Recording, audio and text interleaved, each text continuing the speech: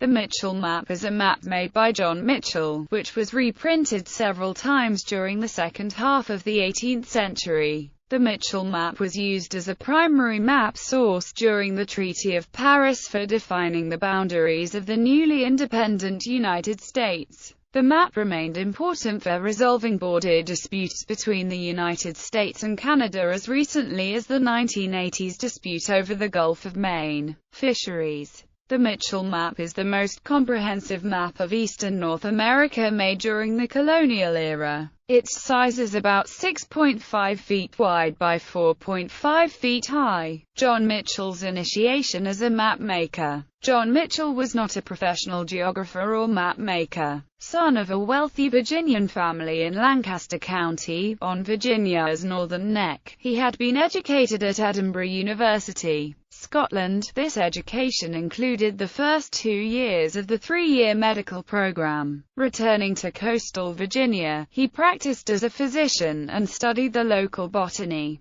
Ill health forced Mitchell and his wife to leave Virginia for London in 1746. There, he served as a consultant on exotic plants to noblemen interested in gardens. Also, it was there that Mitchell would make his famous map. Map historians have understandably been interested in why a physician and botanist who had shown no previous interest in map making should make such a large and detailed map. Until recently, historians have argued that Mitchell was upset by the lack of interest shown by politicians in London about colonial affairs and so set out to warn them about the dangers posed to the British colonies by the French.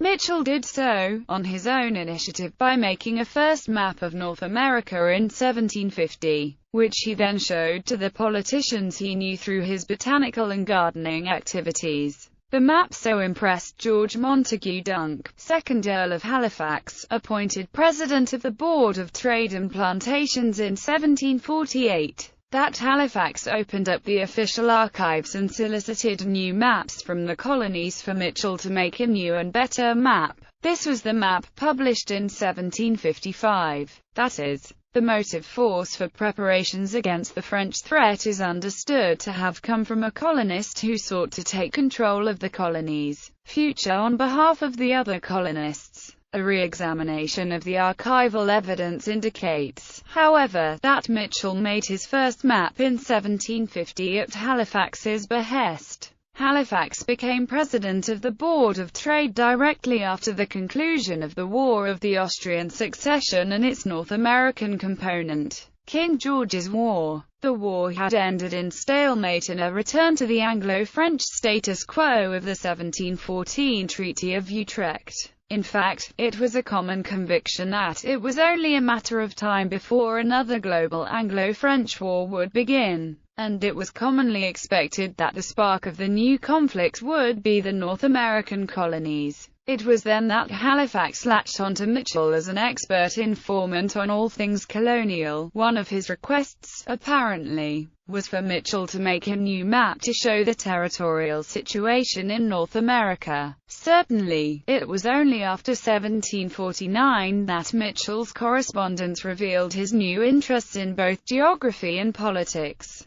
The creation of the map. Mitchell compiled a first map in 1750 from the materials that he could find in London, in official archives and private hands. It proved to be inadequate. Halifax accordingly ordered the governors of the British colonies to send new maps, which most did. These became the basis, when fitted into the overall geographical frame provided by the maps of the French geographer Guillaume de Lisle. Late in 1754, Halifax was using one manuscript copy of Mitchell's second map to successfully promote his political position within the British cabinet in the build-up to the 7 Years' War, aka French and Indian War. Halifax also permitted Mitchell to have the map published. It appeared in April 1755, engraved by Thomas Kitchen and published by Andrew Miller. The published map bore the title, A Map of the British and French Dominions in North America. It bore the copyright date of 13 February 1755, but the map was probably not sold to the public until April or even May. Minor corrections to the map's printing plates were made, probably during the printing process. The geographer John Green criticized Mitchell and his map soon after it appeared, emphasizing two failings with respect to Nova Scotia. Mitchell, Green noted,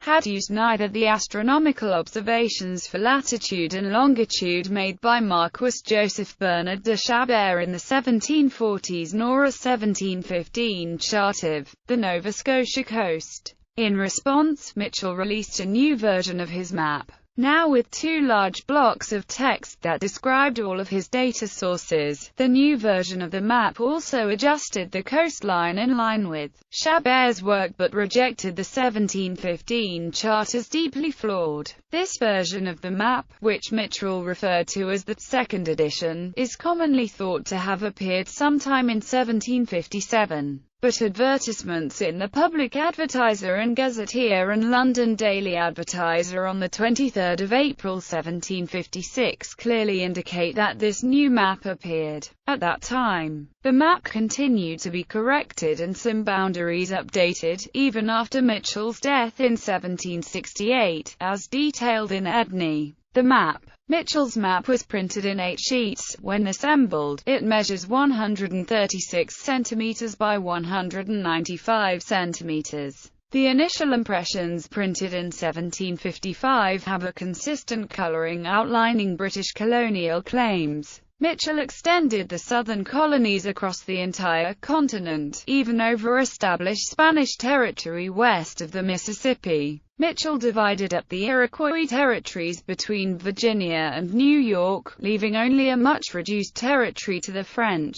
Mitchell's map was expensive, but it spawned many cheaper variants that trumpeted Halifax and Mitchell's powerful colonial vision to the British public. One of these, published in December 1755 by a Society of Anti-Gallicans, restricted the French even further just to Quebec. The map is liberally sprinkled with text describing and explaining various features, especially in regions that were relatively unknown or which were subject to political dispute.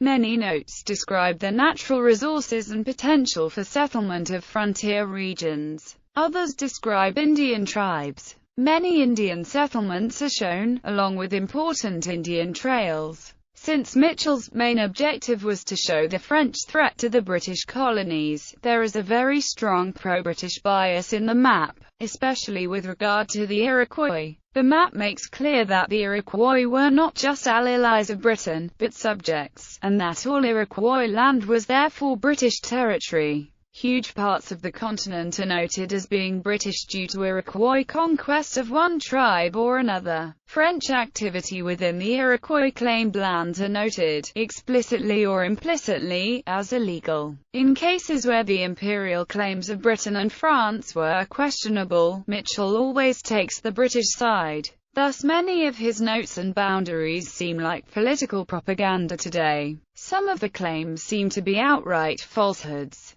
The map is very large and the notes are often very small, making it difficult to view online. Reduced scale copies result in unreadable notes. The following list gives a few examples of the kind of notes found on the map, with Mitchell's spelling. The region of today's central Tennessee and Kentucky, a fine level fertile country of great extent, by accounts of the Indians and our people, in the area between the Mississippi River and the Tennessee River. This country of the Cherokees, which extends westward to the Mississippi and northward to the confines of the Six Nations, was formerly surrendered to the Crown of Britain at Westminster 1729. In the Great Plains, the Naudoosahians are reckoned one of the most populous nations of Indians in North America, although the number and situation of their villages are not known nor laid down. Along the coast of the Gulf of Mexico, present-day Texas, wandering savage Indians.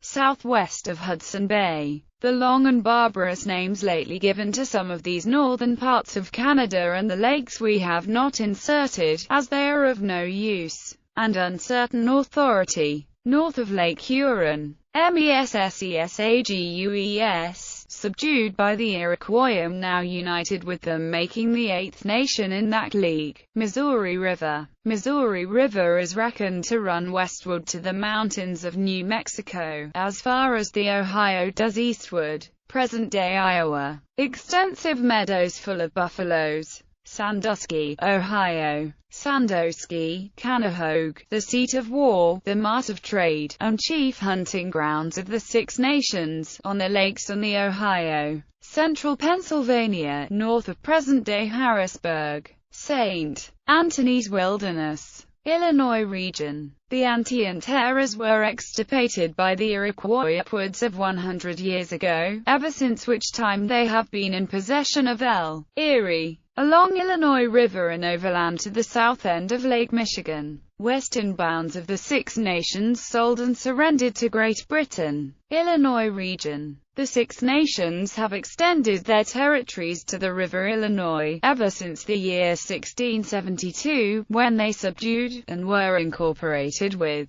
the Antient Chouanins, the native proprietors of these countries, and the River Ohio. Besides which they likewise claim a right of conquest over the Illinois, and all the Mississippi as far as they extend. This is confirmed by their own claims and possessions in 1742, which include all the bounds here laid down, and none have ever thought fit to dispute them. Just below the previous note. The Ohio Indians are a mixed tribe of the several Indians of our colonies, settled here under the Six Nations, who have always been in alliance and subjection to the English. The most numerous of them are the Delaware and Shawanoes, who are natives of Delaware River. Those about Philadelphia were called Salvanoes, whom we now call Shawanoes, or Shawanoes. The Mohicans and Minkas were the antient inhabitants of Susquehanna, southeast Missouri area. Mines of Marameg, which gave rise to the famous Mississippi Scheme 1719. North Florida, Timooqa,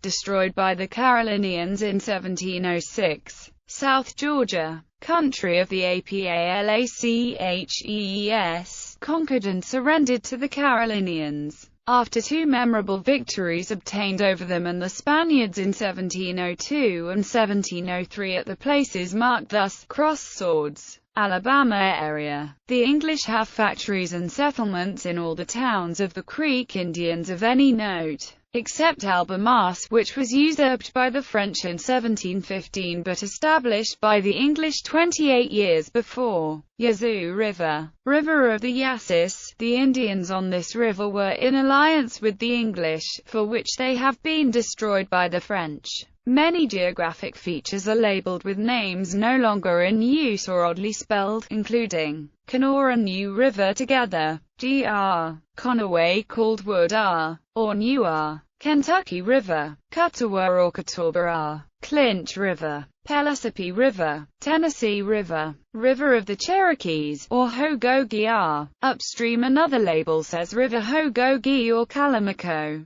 French Broad River, Ajiquara, Little Tennessee River, Tennessee or Saticoa, Hiwassee River, Euphase, Ohio River, Ohio or Splawasipiki, Altamaha River, Alitamaha or Georgia, Minnesota River, Warabameni South A or R, St. Peter. The map also included non-existent features such as Isles Felipeau and Pontchartrain in Lake Superior. Use at the Treaty of Paris. The Mitchell map remained the most detailed map of North America available in the later 18th century. Various impressions were directly used to help establish the boundaries of the new United States of America by diplomats at the Treaty of Paris. That ended the American Revolutionary War. The map's inaccuracies subsequently led to a number of border disputes, such as in Maine. Its supposition that the Mississippi extended north to the 50th parallel resulted in the treaty using it as a landmark for a geographically impossible definition of the border in that region. It was not until 1842, with the signing of the Webster-Ashburton Treaty,